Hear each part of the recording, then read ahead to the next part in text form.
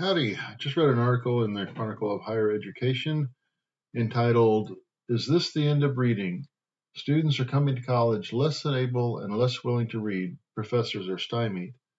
The article, which was published on May 9th, 2024, and was written by Beth McMurtry, addresses an issue that anybody who has spent any time in a classroom recently has noticed, namely that students are less inclined to read and that students are less able to deal with the material that they do read when it comes to actually analyzing the material, critiquing the material, and comparing the material to other materials on the same topic, or even integrating materials from different topics to come up with a point of view or a statement about the subject being discussed.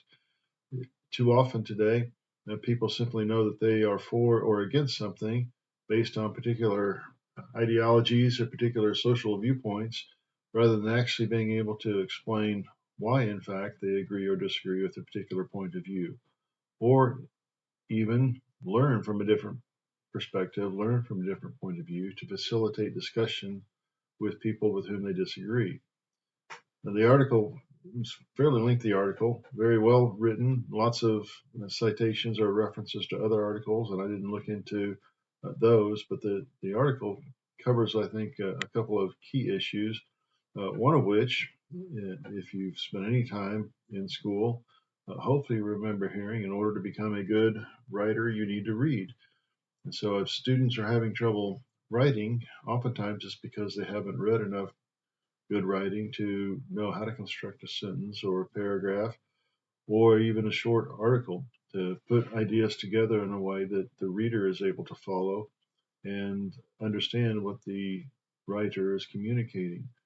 And so one of the things that I would like to suggest is that if you or your family, if you have a family, especially if you have children, aren't spending time, I would say even daily, but at least a few times a week, with phones and TV and computers turned off and a book in hand, then you're missing out on what has historically been one of the key means by which we develop our ability to think critically and to reason and to create a context in which civil discussion is possible about issues and topics that we may feel very strongly about, or we may just recognize add to the flavor, the joy of living, the idea that there's more to life than simply the minor or even the serious day-to-day things that consume our time and attention unless we make a choice to become engaged with the world in a broader way.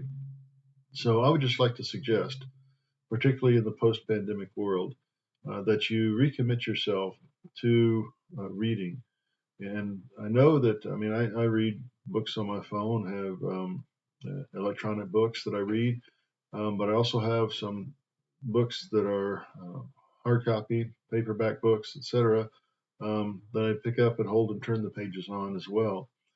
That's actually how I prefer it, but it's hard to get away from the ease and convenience of the ebooks that are on the phone wherever I might find myself with some downtime.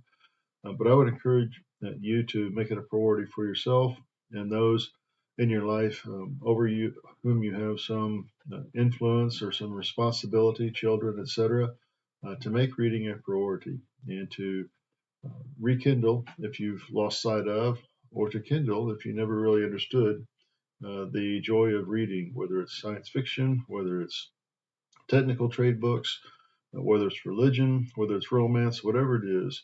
uh, Good writing in any field will help you become a better thinker and writer yourself as you read what others have communicated and how they've communicated it. And I encourage you from time to time to read books in fields you might not necessarily choose as a first choice of reading material, but just to expand your diet of material in the context of reading and writing so that together we can all become better thinkers about the things that matter. Thank you all very much. Look forward to hearing what you have to say. Bye bye.